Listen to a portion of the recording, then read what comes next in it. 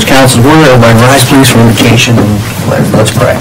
Father, we thank you for this day. We thank you, Father, for your love and your mercy. We just thank you, Father, for just the ability to gather here tonight and conduct the business of the village. Father, we pray that you be with those down south on this day who are suffering with loss of life and property, and we just pray, Father, you be near them. We just pray that you watch over us tonight. Forgive us where we fail you. In your name, amen. I pledge allegiance to the flag of the United States of America and to the republic for which it stands, one nation, under God, indivisible, with liberty and justice for all.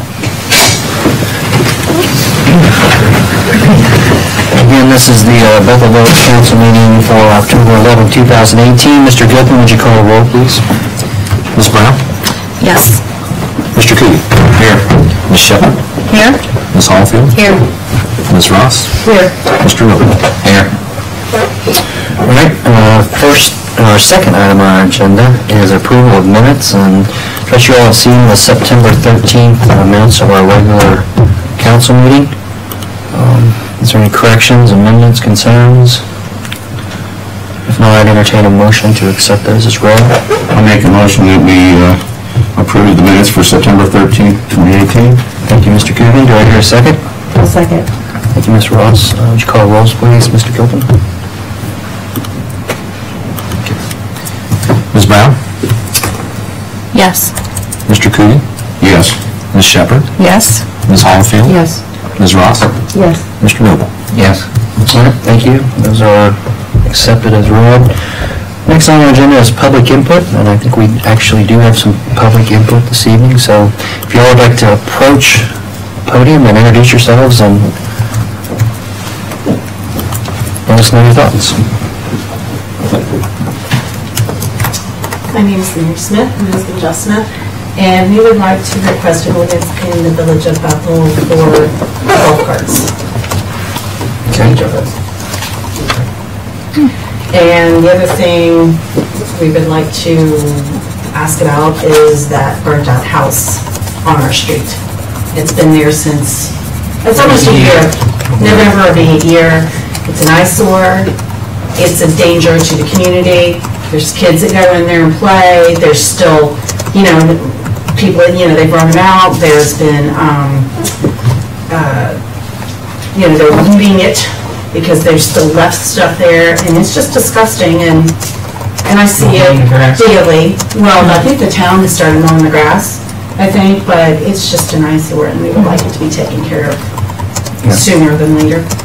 I mean, there's been people there, we've talked to different people, when it's going to be taken care of, and it just still sits there. There's been a house down the street that burned a few months after it, has already been refurbished, and this one still sits. The one on Charity Street's been tore down too, also. Yeah, the one on Charity Street with the two women parish just been torn down, and that still sits there. So I'm not sure why, or why the town isn't taking care of it, but I think it needs to be addressed. Well, it's not really ours to take care of. Do you know the status of it, Mr. Dodson? I think it needs to be I addressed. don't know who owns it. No, I didn't know that there was an opening. It's required to be boarded up, so I can send a letter. Well, it's got boards on some of it, but there's an old building in the back that was burnt. It was kind of sort of attached, but there's no way to board that up because, it's just... At one time, we were dealing with an insurance company that was wanting to move in a RV so they could rebuild that place, believe it or not. And that was quite shocking to us, I know that, so. We're just not sure where to go with it because it's just sitting there. And to me, it's become a county issue. It should be condemned or torn down. well, I don't know, is that we need to go do that or the council moves on that? Who moves on it? It's in the village. Yeah, we'll contact the county, I would think, and see what we can do from there. Do you have a ORC there about? Yeah, it's just a printout. It's got different things on here if you guys want it. For golf carts, or? It's operation of low speed, underspeed, or utility vehicle or a mini truck. Yeah. Yeah, because there are some people, and our father-in-law, or his father-in-law, one of them. And I mean, he doesn't, his father-in-law, he doesn't go very far on it, but I know he has been, it has been. I know the state passed an ordinance where they had to pass a law, but the village has to pass an ordinance to license, because you can't get them licensed without the village having an ordinance. And that's what we're looking for. Well, I tell you what, we're going to be in a safety meeting soon, and I think it's something we can address in a safety meeting, and then maybe move it on to council and see what council's pleasure is on it. Did you guys know this? That's fine, yeah. You have a question? Did you- So you want to be able to drive them, right? Right. Okay. Just making sure. I didn't know if somebody. Richmond has one. Yeah. Majority in the original Met had one? Yeah, and, you know, So you're aware of what it takes? Absolutely. So, Yeah. Interesting. safety issues, obviously, you know, maybe night driving or something, I don't know, but, you know, within, Reason. I do know when you license them, they have to have brakes. They have brakes. Signal headlights. Windshield wipers. All right, well, we'll definitely take a look at it. It's an interesting question, so. All right, thank you, Smiths. All right. Thank you. Appreciate it. Thanks for coming, guys. Do we have any other public input? Okay, we'll move on to our administration and community reports. I am up first. We have a mayor's court report for the month of September 2018, a total revenue of $3,751 with $3,040 going to the village, $685.50 to the state, and $25.50 to the county. Also, remember Trick or Treat Beggars Night on Wednesday, October 31st from 6 to 8. It's always a busy night in town, so just be aware that is coming up. And I believe that's all I have. And next is our village administrator, Mr. Dotson.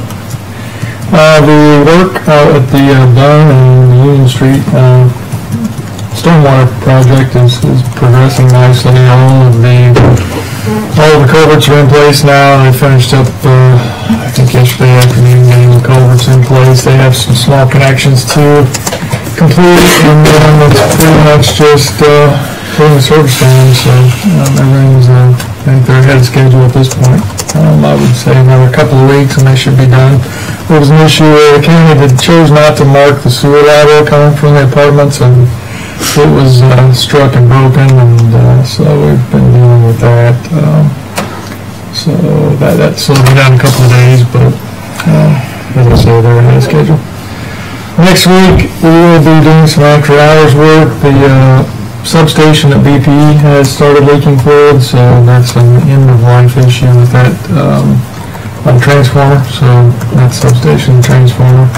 So we have talked to them. They're 24 hours a day, but they're going to close Tuesday evening at 10 p.m. so that we can begin work. If everything goes as planned, it should be a 2 to 4 hour project, but we wanted to get started as soon as we could so that we could have them open up for the morning traffic flow. So hopefully that will go smoothly and we'll have them open by midnight or so.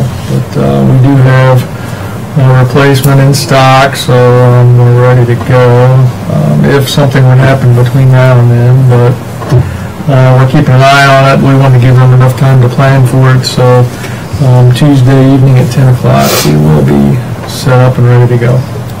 It'd be weird to see that place closed. Yeah.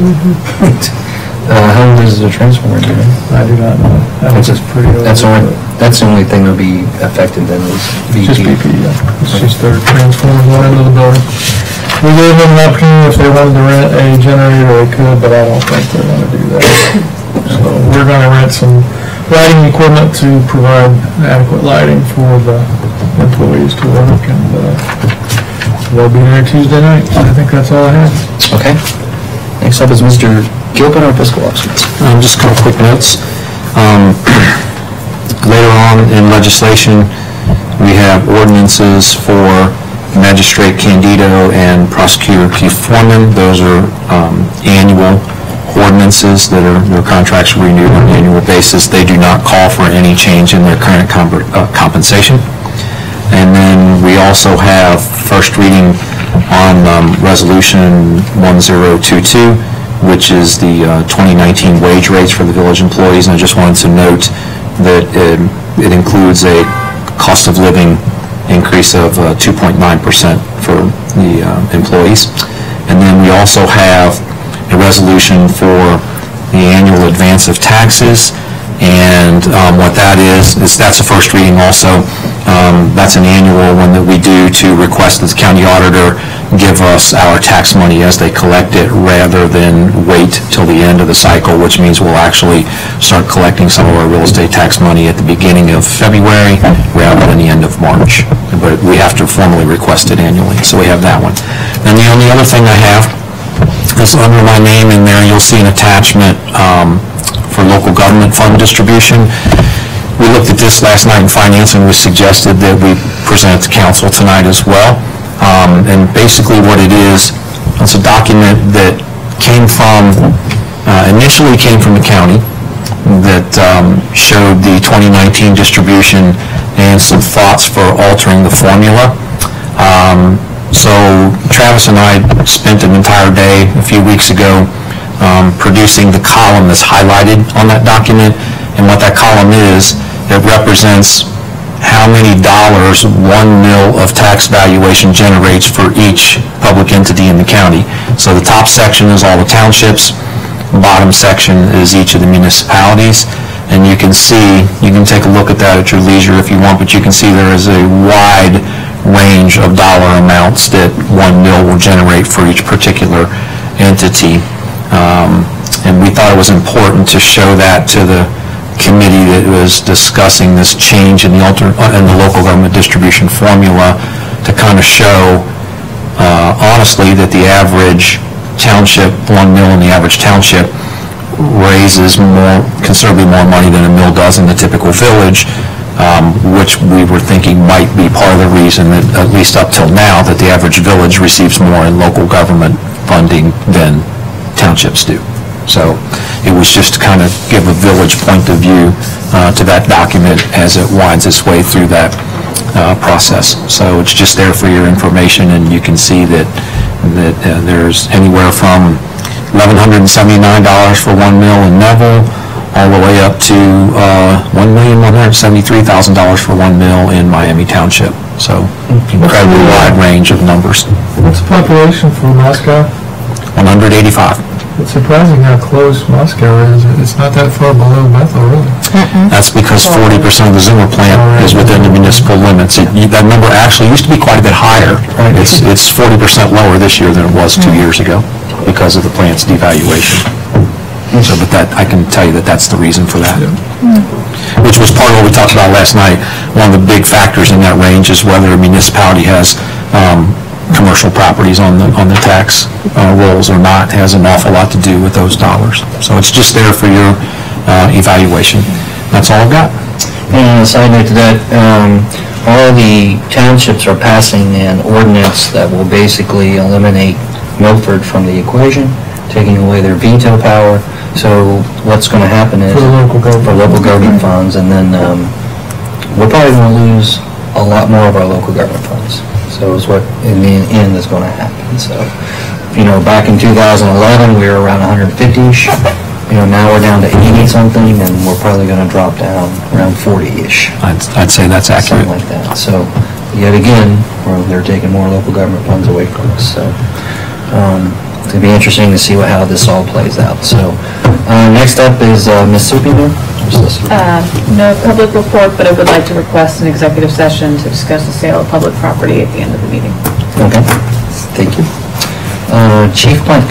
For the month of September, we had 175 calls answered, 24 offense reports, 9 incident reports, 15 accidents. We wrote 49 traffic citations, 19 warnings. And let's see here, special details, we had 82, we assisted 49 other agencies, we assisted agencies 49 other times, is what I mean. 14 deaths, 2 executions of warrants. We had 6 adult arrests. We reached 90 business checks, we checked 90 businesses. We wrote 186 report supplements. 20 reports worked, 3 reports closed. When I jumped down here, last month, Council Member Shepard asked me about burglaries, and I just kind of off the cuff guessed at what the numbers were, and I took some time and went back through what we've done since January up until now, and then I also have a year of 2017 altogether. So burglaries, we had 1 in May, one in August, one in September, and then I even broke it down, a B&E, which is a breaking and entering. Breaking and entering in Ohio as well as Kentucky and other states, if it's not an occupied structure, it's a B&E. If it is a home that's occupied, it's a burglary. And so in January, we had one of those. And then theft reports, we had 5 in January, 5 in February, 3 in March, April. We had 2. One of them was a vehicle. May we had 5, June we had 4, July we had 4. One was a vehicle in July, and then August 11th, we had 2 vehicles taken in August. In August we had 11, and there was 2 vehicles taken in August when I meant, not August 11th. September, we had 6 theft reports. Then the year of 2017, we had 6 burglaries altogether. Wow. And so then also when we report for the Veterans Meeting, Golden Career Center is going to send me 3 of their best law enforcement students, and we've got flashlights and reflective vests for them to wear. They're going to help us with intersections, so we'll have plenty of coverage that night. Good. Okay? Thank you for the specifics. Thank you for the specifics. You're welcome. You scared me, Chief. You hesitated a long time after we had 2 executions. Yeah. I did want to get that squared away. It scared me. Yeah. All right. Thank you, Chief. Safety Committee Chair, Ms. Harvey. I have nothing to report, but maybe we need to schedule a meeting. We do. I think Sergeant Chief would like a safety meeting. What is looking good for everyone? Any specific day of the week? Well, How soon do you need it? Do we need it this month or when? We have 2 committees booked for the 7th of November.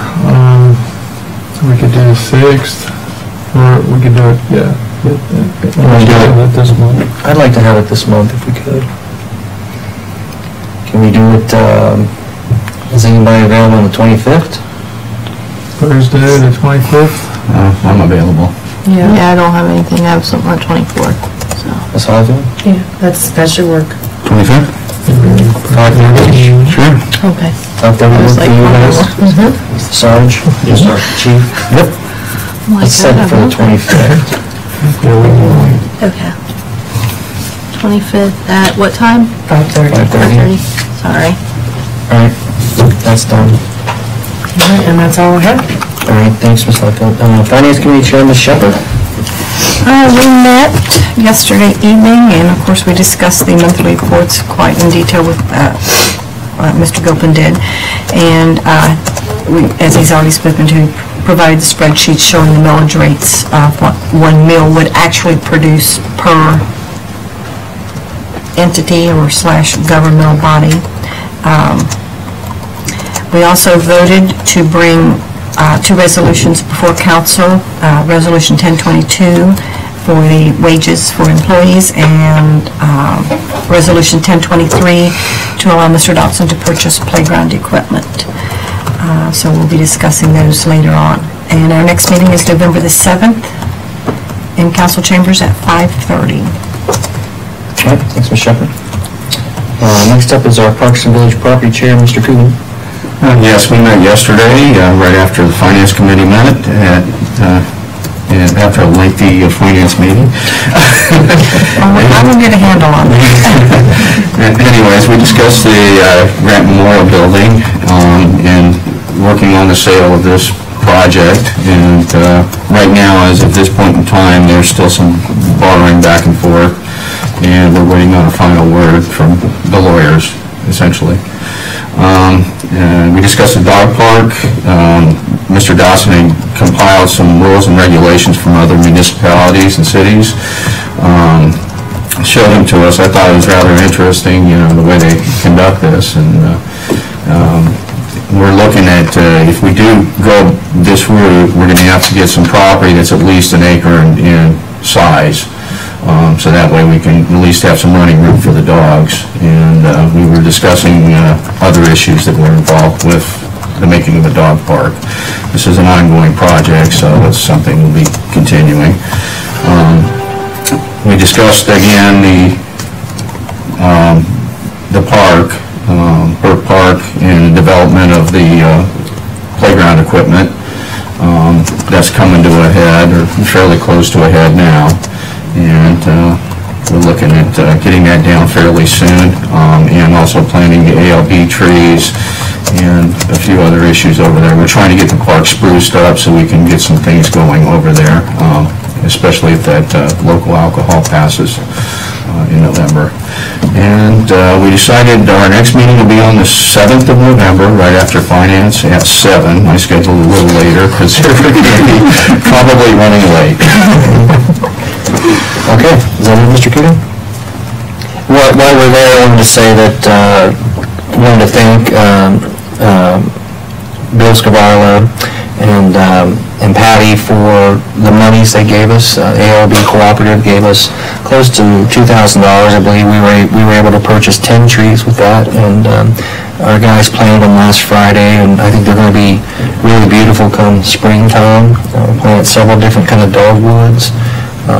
One I'm really excited to see is a prairie fire dogwood. I can't wait to see that. So most of them are right around the parking lot, close to the shelter, and then there's a couple in the circle toward the playset too. So you need to, if you get a chance, go over and see. Those are nice big 2-inch stem trees, so they're bigger trees. So I want to again thank Patty and Bill for that, and ALB Cooperative for the donation of the money and for the purchase of trees. So I think it's going to be a beautiful addition to our park. So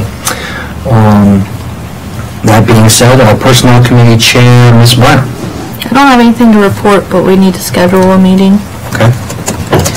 So on the 25th, can we just do it after the safety? Does that work for everybody on personnel? It's fine with me. Fine with me. Okay. So say 6:30? Yeah. Then we'll be safe. Yeah, that way you get an hour at least. So another meeting on the 25th, 6:30, we'll have a Personnel Committee meeting. Thanks, Ms. Brown. That brings us to call members, and again, Ms. Brown. So I had a few things that came up as options that some of the citizens wanted to see. One was, could we possibly do a survey on the bill in time as far as levy versus income tax to see what people really wanted? But I don't know if we'd have time to put it on our utility bills at this point. We don't have to do that. A survey? I'd have to research it. I think so, because it's not advocating the levy, which is what the prohibition is. I think that would be And an we issue. wouldn't be spending any money on it because it's just going, Right. would that cost us anything to do that? Yeah, I mean, we would have to print, it would just be an added sheet to the bills. And that would be administrative time To look at to it. look at it and determine the results. But I don't know if there would even be the time to I think get we it. do it prior to the... Right, so it's kind of, It's an interesting question, eh? yeah, but it might be useful in the future, because that was a pretty good thought one of the citizens had, I thought. The other thing I was thinking is with all the lost funds, one of the things that we need to kind of start thinking about is maybe how we can generate revenue other than the utilities. I don't know how many villages do it, but I think some do, where they have other properties that maybe generate income. One citizen said that, I forget what town it was, took over their movie theater, and it generates some income, I think, probably that way. The citizens band together to save that, so that could maybe be something we could survey and say, you know, is there an opportunity to buy the Midway, and what it would look like to run it, and if it would even be profitable. And then the sewer plant area, of course, is a property we already have. I don't know. The county still actually, we're working on getting it. Okay. I never have really gave it to us? It's Okay. in process. So, I don't know, because, I mean, there's costs with that too, of course, but just some thoughts. And then Northeast Street. I have had multiple reports that there is a lot of drug activity on that street. Is there anything to comfort the citizens that it is not going unnoticed? We're not giving too much away. We are working on it. Plus, the sheriff's department, the drug unit is Part of that section is not in the village. right. I was going to say that corner there is not in the village. It's Tate Township. Okay. And every year, there is a little pay it forward for a baby named Sophia Smallwood who lost her battle with heart disease. For 40 days, her parents just ask that people do something nice or kind. It doesn't have to cost you any money. It could be as simple as a smile or a kind word to honor their daughter. And I think that's a really good way to get out there and be nice in our community. So that's all I got. All right, I think we can all use that too. Right? Sure. Thanks, Ms. Brown. Mr. Cooley. Yeah, this is the last meeting we're going to have before the election, and I want to let everybody know that Mr. Noble and myself will be over here at the Civic Center, helping citizens decide what direction they need to go, feeding them information that is very crucial to them in the vote. Both of us previously had been looking at the tax as a very negative thing. I look at it now as a very positive thing. It represents growth in the village and the future of the village. It's helping our police department move ahead, not fall behind, and this is the look of the future. We take that out of the equation and they vote yes on that, there's a lot of things that are going to happen here. A lot of the actions that we've been working towards this year are going to be for naught. It's a lot of wasted time. I don't like wasting my time, and I don't like wasting the citizens' time and money. I like to assist the citizen, and hopefully I've informed enough to help sway this vote. And we need that money definitely for the police department. And it's also looking towards the future here in Bethel. If this liquor initiative passes, that's also going to add an added frustration on the police department because they're going to have to monitor areas with liquor, okay? And once they do that, it's going to take officers more manpower and more time. So we need to try to make that happen to where a no vote is passed as best as possible. On the liquor option, we need a yes on everything to make that happen, which means that you vote yes on beer, wine sales, and or hard liquor consumption. They have no Sunday sales, and they're going to stick straight to that, and you vote on that as well.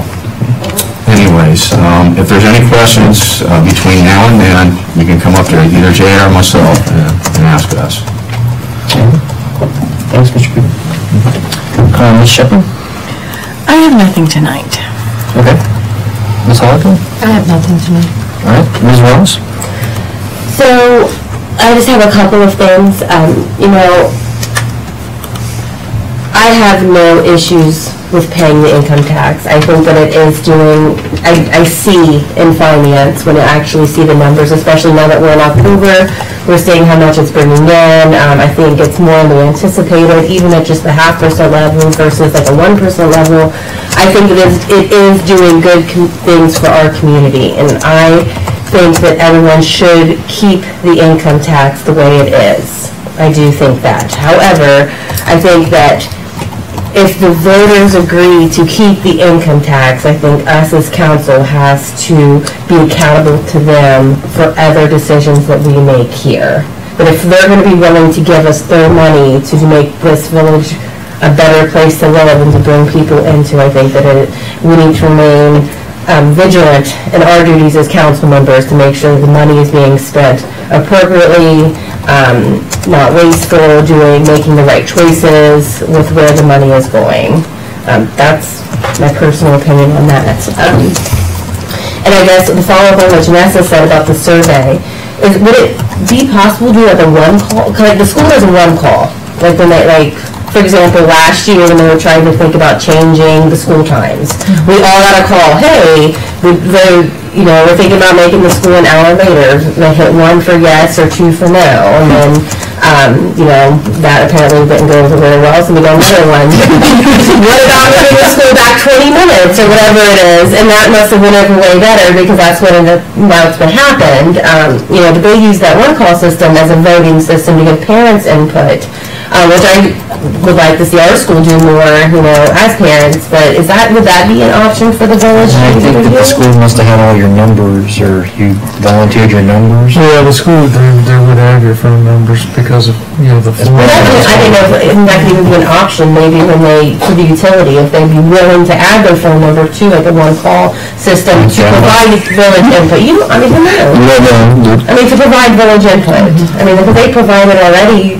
through utilities and things of that nature, so they would opt into a system that would give them the option to weigh in on just things like this. It's not something I would say we probably use very often. The most pervasive thing I think we have is our utility billing, because it goes into basically every household. Yeah. And I don't know, it's just something to think about. She said a survey. I thought the one call I know works really well for the school. It seemed to work last year when they were trying to do would modify the times. I wish they would do it more for other things as well, so that's just something to follow up, just what Janessa said. Well, you'll probably get a higher response from the phone. Yeah, you would. I think that you would.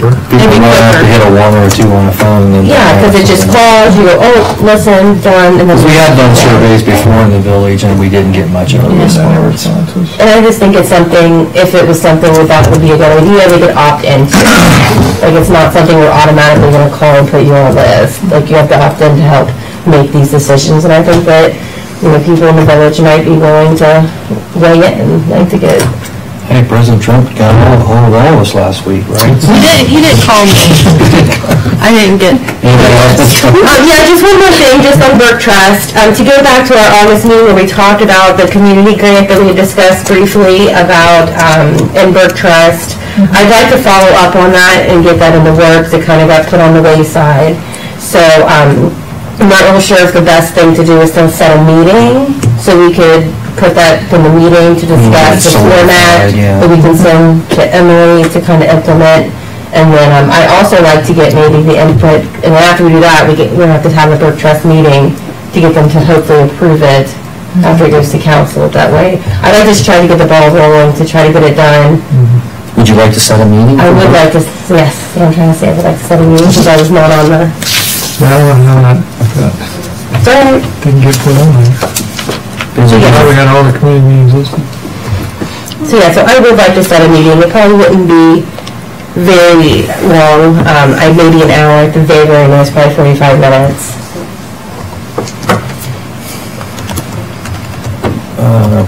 Preferable night. We can't. November would be better for me. I'm going to just tell you that one right now. For something like that, if that's okay with you. So could we, maybe we can meet prior to the council meeting on the... On the 7th? Yeah, on the 7th, and maybe anyone could just attend that. Join me the 8th. That definitely works for me. Meeting's on the 7th already. That works for me, because I don't think it'll take very long. I just think that... 4:30, is that enough? Like 4:45? That's, okay, council's at 5 a.m., so that'd be... I want to be done like 5:15. I don't know what this class I have to take at work is, so it might be a conflict for me. I won't know more until they figure it out. Okay, well, can we go ahead and schedule it? If there's an issue, let us know. We can schedule it. And I don't think it'll take very long, just a kind of rough draft. Right. So we can get it sent to be put into actual format and take the council. Yep, so 4:45? Yes, that would be great, if that's okay with everybody. On the 8th? Burke Trust. Anything else, Mr. Ross? No, I think that is it. Thank you. All right, thank you. Mr. Noble? Thank you. I got a couple housekeeping, and then I'll have a little bit to say at the end here. I guess the first one, Planning Commission, how's that? Is that, I have the red line for the zoning code Just about completed, I've got one more section, and I'll send that down, and then we'll be ready to schedule a planning commission meeting. And once that's done, we'll be ready to go, because we have the commission ready, so. And then the second thing would be the communications committee that we passed a couple months ago. Where are we at with that? Is that still waiting for recommendations for members, or are we already voted on that, correct? Honestly, don't know where we are with that. Yeah, that passed. Wasn't council supposed to appoint somebody? And then No appointments have been made yet. Yeah, so I don't know who appoints who. We gotta look at the legislation. Like the mayor appoints to you, and council members recommend. Like 3 or, how many we find? 4, 5 or 6? 6 total. Okay. But I think some are some specific qualifications or whatever. We can look at that, and then I can send an email to council, the mayor, as to what you need to do, and then you can make whatever appointments you want next month, if that works. Do you have appointments in mind, or? Not particularly. No, I don't either. And you might want to... Once we look at the details. Yeah, once I address in the email, if you have people in mind, you might want to give them a call, make sure they'd be willing to do it if they were confirmed. Okay. The other way you can do it is you can ask for applications. I mean, there are some communities that have people actually interview for all their... What committee, we would do that as a council, like, or we would do that as a committee, or? As like a committee, yeah. It's usually, typically what they do is, the council members appointed to the committee would interview people who want to be on the committee, but since we're starting from scratch, that probably doesn't really work, but you could at least have people submit their names if they're interested, or you can just talk to people in the community that you think might be well suited for it and see if they'd be willing to do it. It's however you want to handle it. Okay. Okay. All right. Okay. Thank you. And then just to finish up, Brian, you said a lot of what I was going to say, I think. So this will be the last time we meet. It's full council unless something happens between now and the election. So I don't know, it's kind of one of those things where I've been trying to myself to get as much information out as possible and try and talk to as many people as possible. I'm in it's in the hands of the voters. That's the way I look at it. And I want them to make an educated decision on why they're voting. I don't want it to be because of animosity. I don't want it to be because of past grudges. I don't want it to be of any of those types of things. I mean, what we need to really focus on, everyone needs to take this seriously. Throughout the whole village, and this is the difference between growth, safe place for children, grandchildren. It's keep our schools strong with the safety and with our support with the sports and stuff like that. Help with the township. The township is having a problem right now, and if they don't pass their levy, they're going to, and they said this in their meeting on Tuesday, they're going to have to give their sheriff a 90-day notice to leave. So there's not going to be a sheriff in Tate Township if they don't pass their levy. So if we don't have police in our town either, then I don't see that being a very good thing. And then if it gets voted to where the income tax goes away, there is no other way of funding to the level that we're at right now without having somewhere around 10 mil levy put on. There's just no way.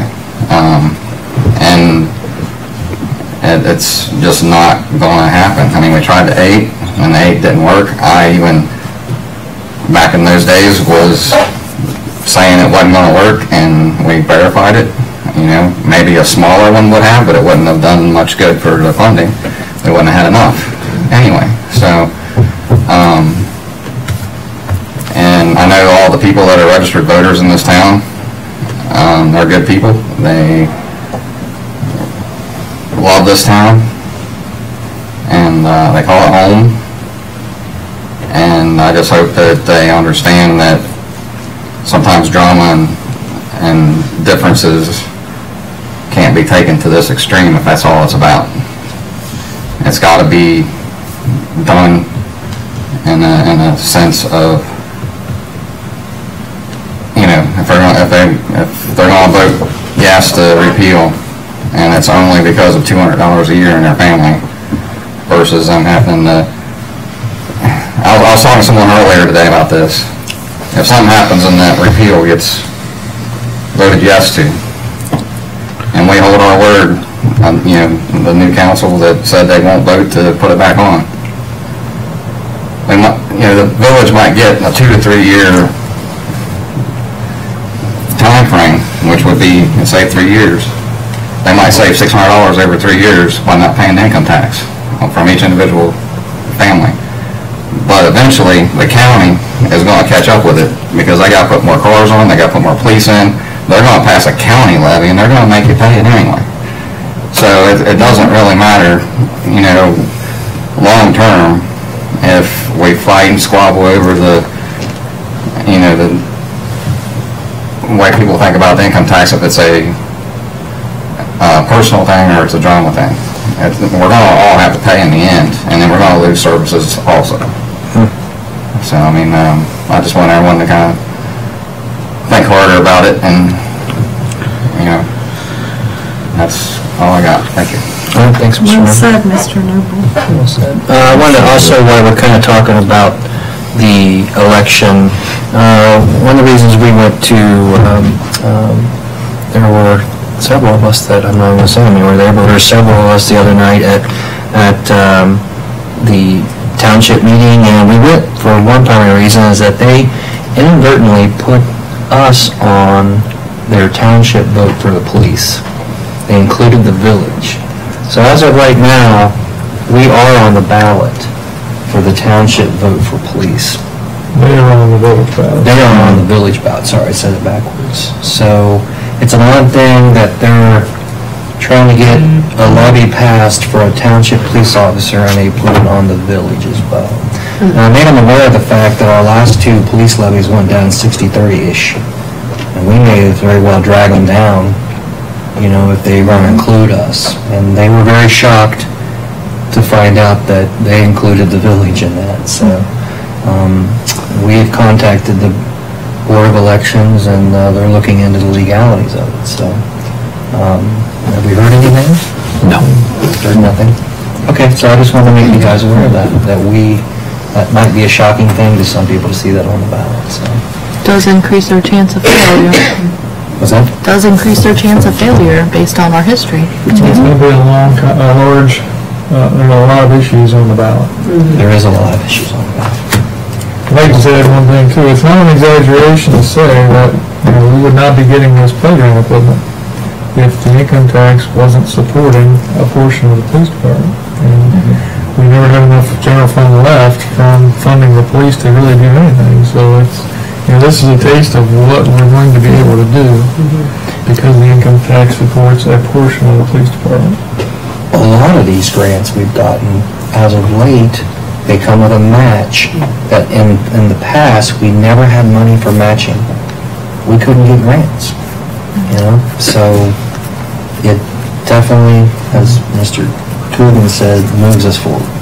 You know, and as Mr. Coogan says, you know, with the liquor passing, if the liquor option passes, a restaurant is going to want to be able to see that there's a strong police force before they're going to commit to coming and spending the money to build a facility in our town. So, you know, it's vital. May I make one comment on what Mr. Noble said, or is it past my time to speak? yeah, you can say something. Okay, if the municipal income tax is voted down by the village and they say that they want to repeal it, not the entire council said that we respect those wishes. no, I don't- So I just wanted to make that clear. Yeah, I agree. Not everybody has said that. I don't think Mr. I don't think he meant it that way at all, I just wanted to clarify. And I think with that, that's just one of those things that people have to weigh, you know, and what is a village? Is it just the people who vote? Or is it the people who live here, who work here, who come through here? You know? And it's not that we don't respect their wishes, just have to try to do what's right for our village. One thing I said, I believe I said it to Mr. Noble there, is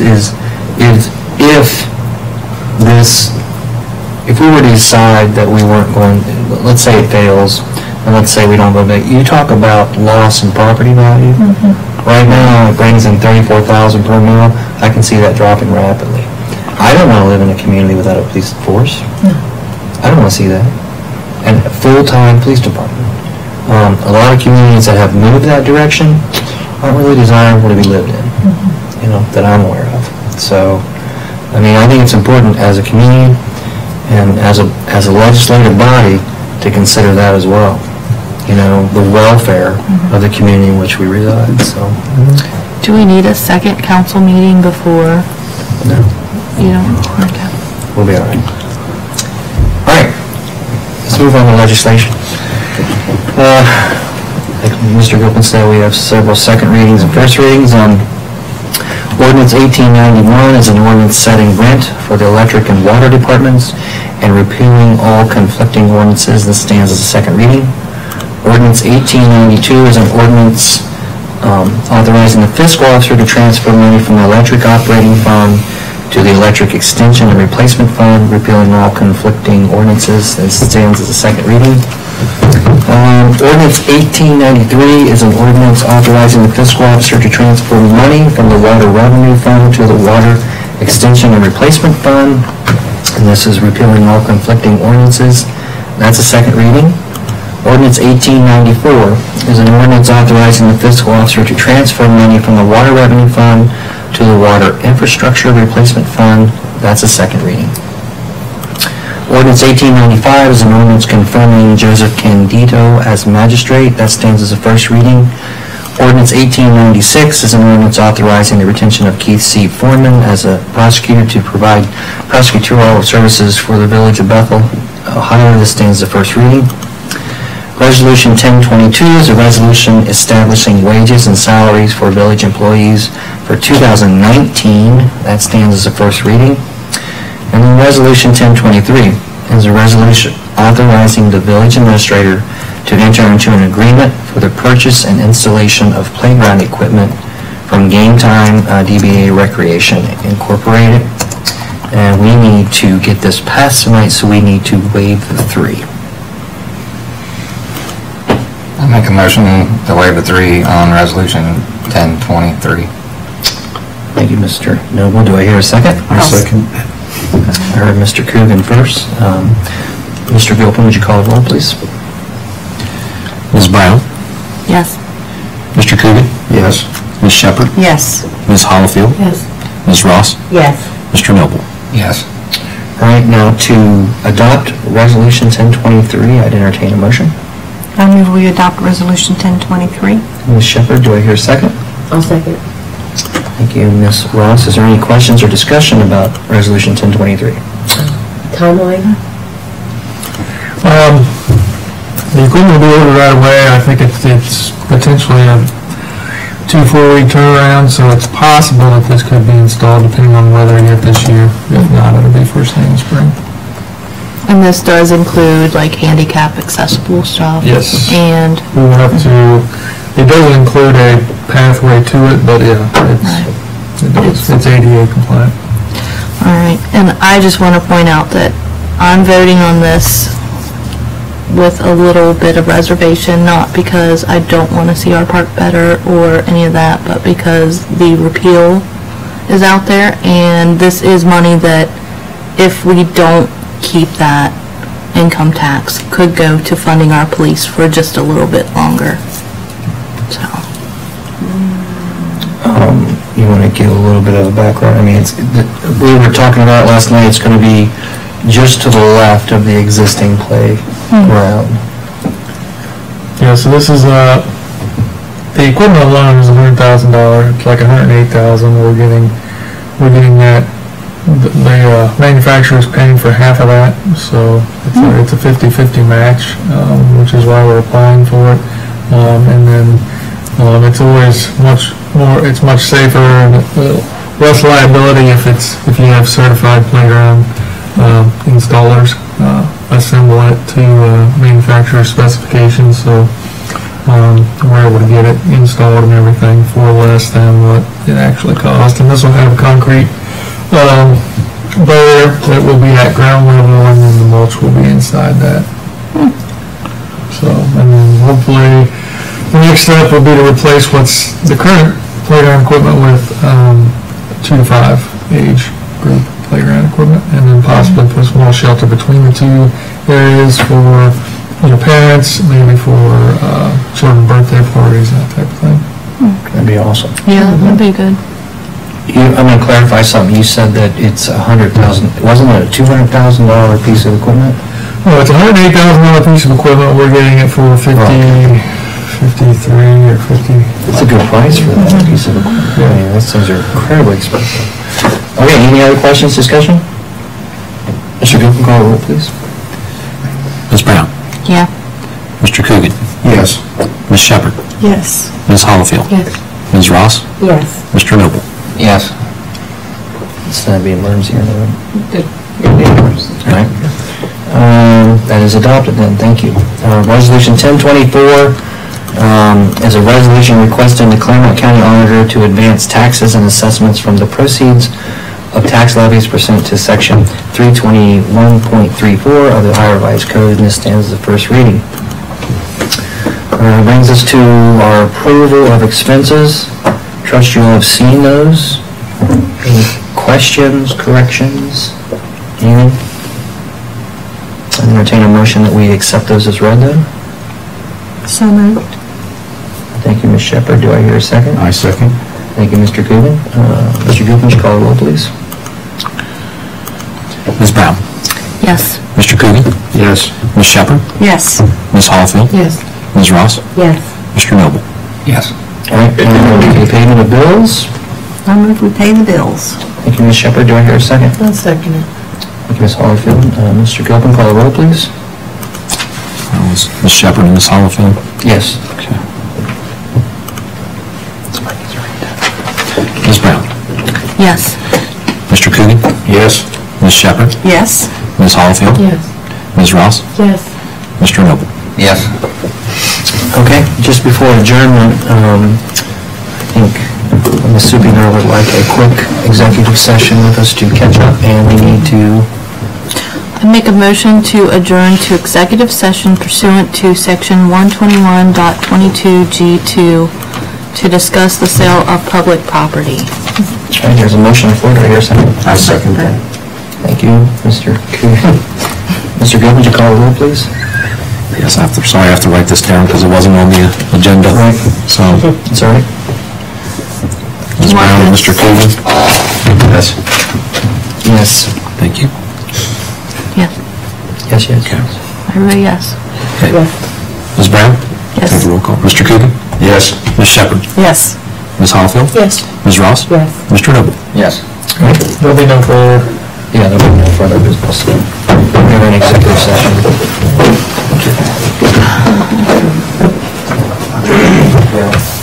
You know where you're going, Mrs. Ship.